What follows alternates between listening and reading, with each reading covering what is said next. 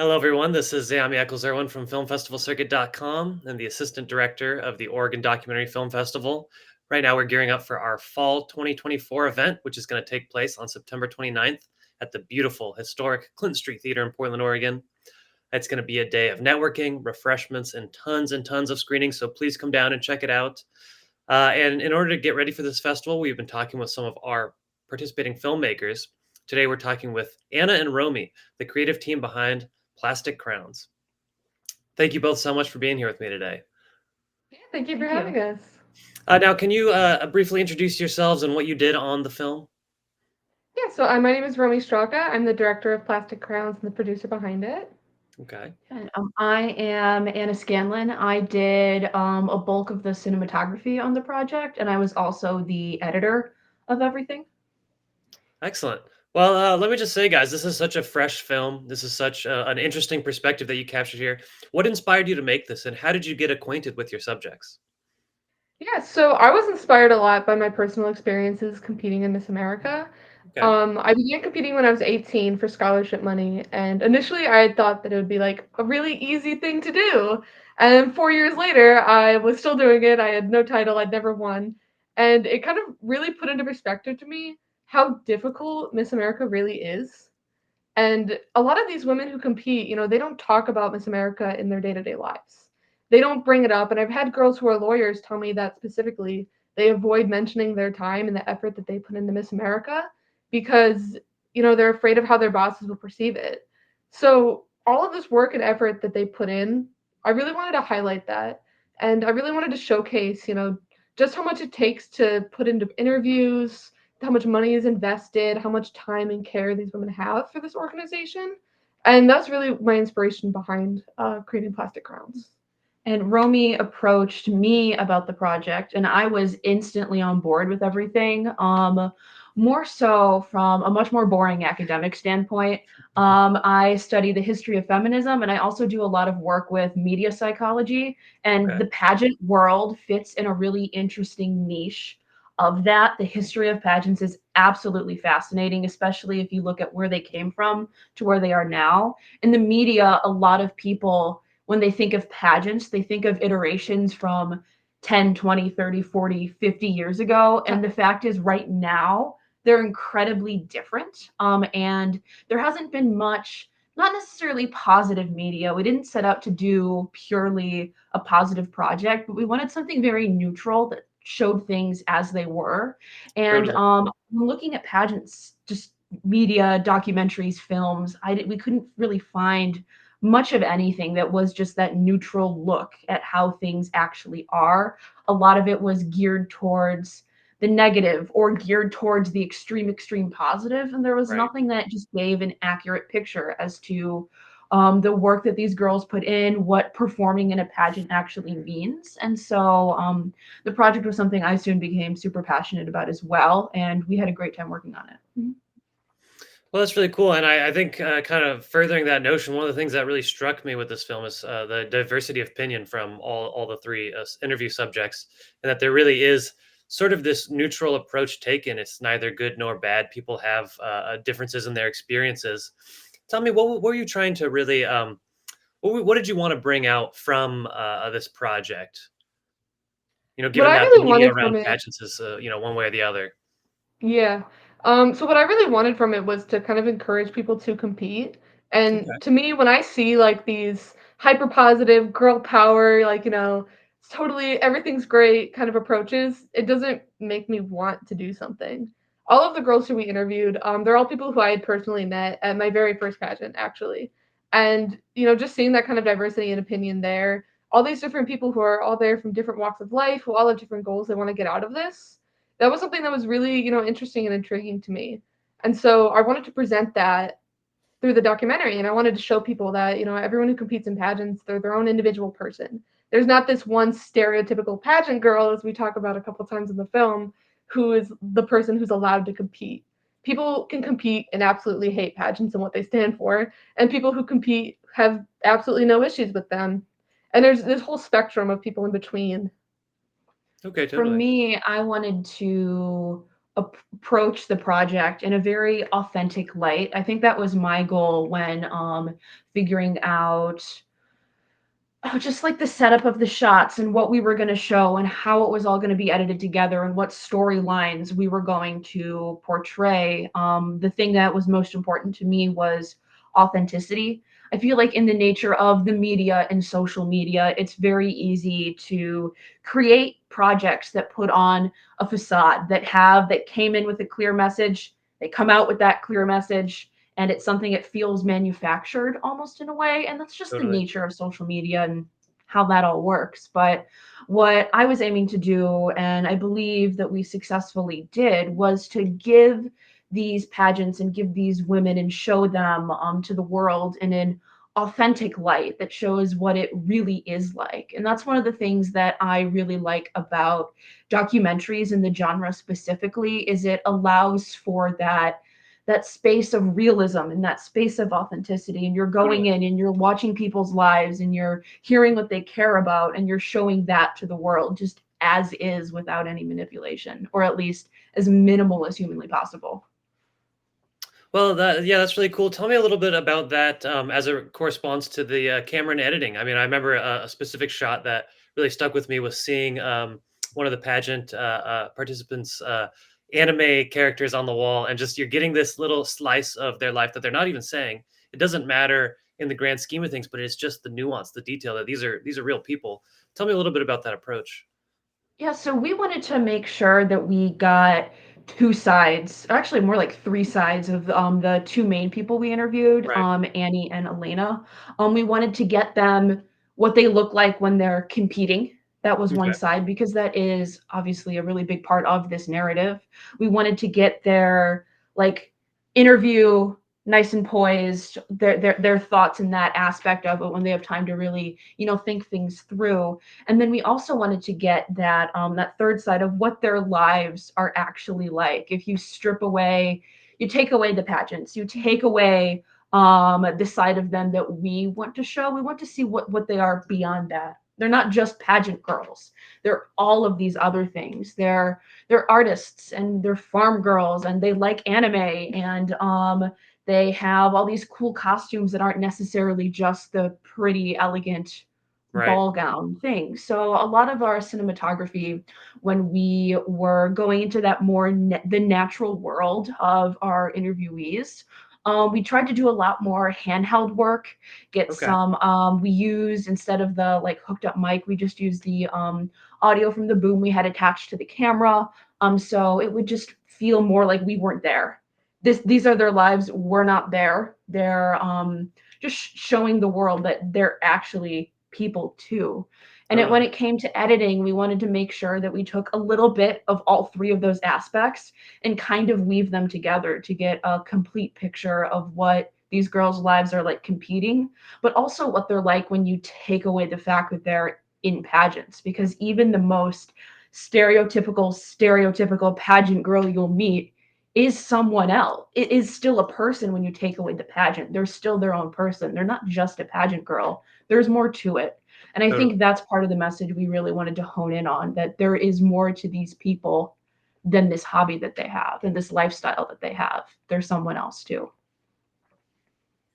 Well, yeah, it really struck me that actually the people who participate in pageants seems like they're the busiest people on earth. They have hobbies, they have 40-hour a week jobs, and they also compete in a sport.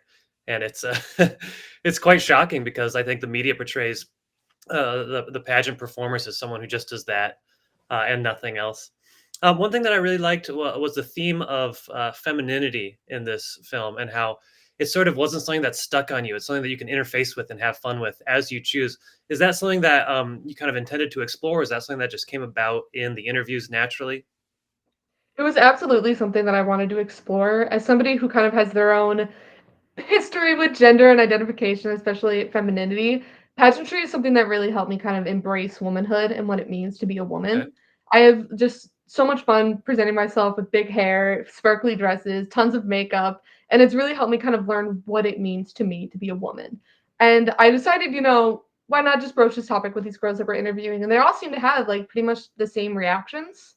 Annie especially talked about how, growing up in 4-H and doing farm work, she really like found herself of gentle femininity through pageantry. Even though, she is still a person who works out, she has goats, she has chickens, but she still feels she's in touch with her feminine side because of how she does with pageantry. Where on the other hand, Elena was somebody who actually felt that her femininity was kind of questioned by Miss America. Her presentation of herself as a woman is something that she doesn't often feel perfectly aligns with who she thinks that pageants want her to be. So I think that was a really interesting exploration to see, how all different people really view themselves and their femininity through pageantry. And most of the time, it's a way for women to be able to kind of unapologetically be feminine. Totally. Do you have anything to add about that, Anna? I think that something that I know I've struggled with over the past couple years, and a lot of people I know have, is that you can be a strong woman and also embrace the feminine aspects of being a woman. The two are not mutually exclusive at all. They can work together. I think a lot of media surrounding what it means to be a woman, it makes it seem like there is an either or. Either you can be this delicate, feminine, pretty little thing, or you can be this strong, independent, badass woman.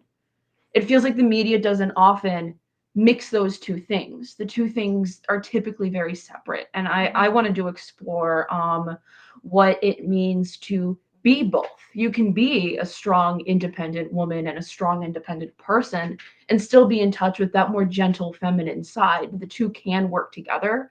And that was something that, while editing and picking shots to include, we wanted to make sure came across. Okay, totally. Well, I think it really does come across, and there is a sort of a unity and quality of purpose within the film that I think is really great.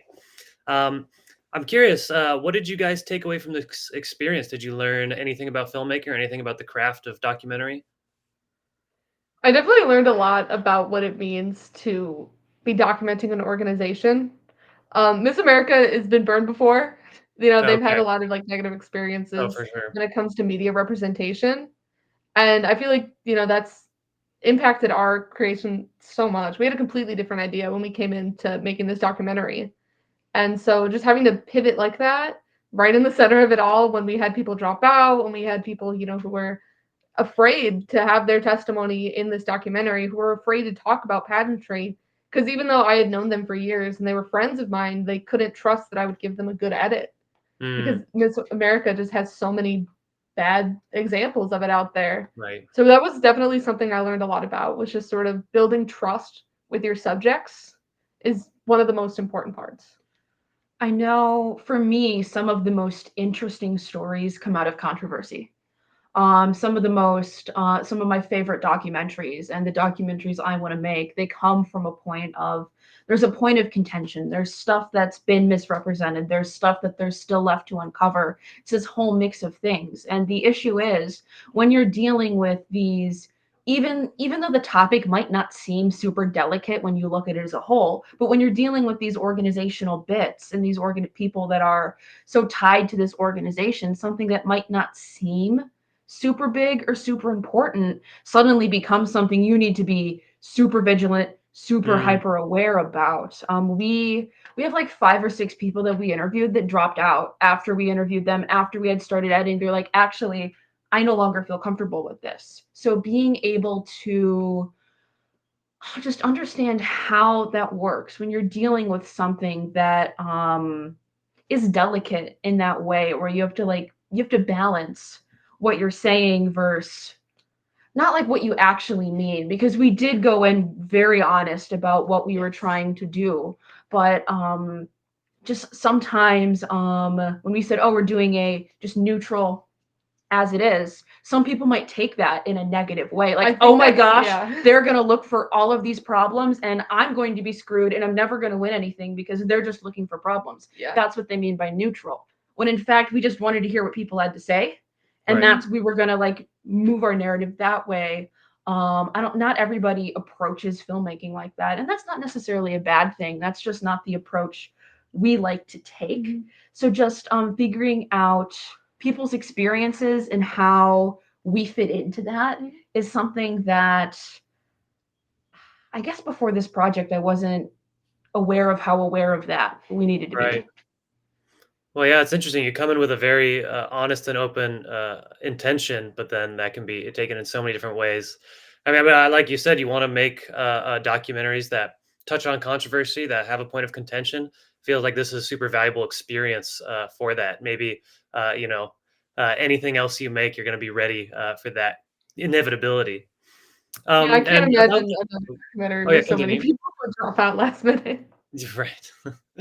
Well, yeah. So on that note, I'm curious: are you guys working on any other projects right now? Yes, I once again have dragged Anna into my personal interest. Nice. I've always been really into urban exploration and kind of the psychology behind abandoned buildings and things like that.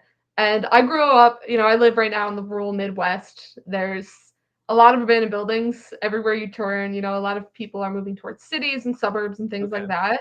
So I wanted to do a project that really explored this kind of exodus from rural Illinois and what that leaves behind.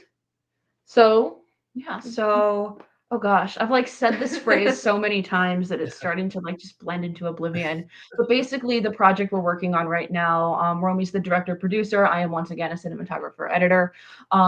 It's the working title of it is Sun Bleached. And it's about the epidemic of abandoned buildings in rural America and the dying Midwest.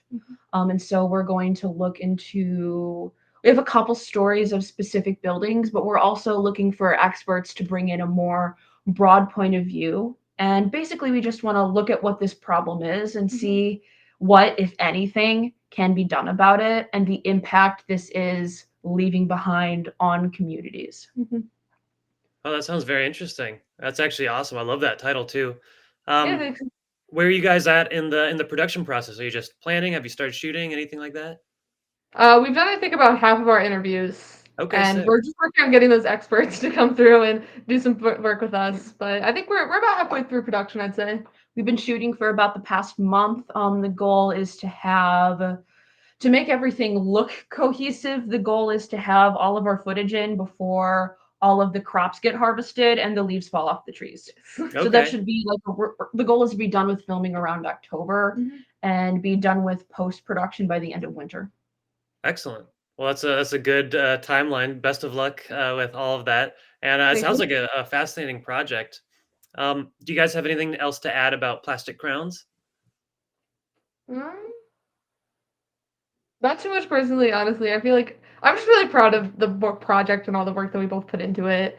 And it's amazing to see people, appreciating it just as much as we did, who find the topic just as interesting as we have. So thank you guys for screening our film. Absolutely. Well, I'm really looking forward to putting it on September 29th. I think it's such an interesting movie. It's so polished, so professional. I really think it's gonna stick with people and leave a big impact. And I'm super looking forward to seeing Sunbleached when that's eventually out. Thank you. Thank you. Yeah, thank you guys. Take care. Yeah. Bye. Bye.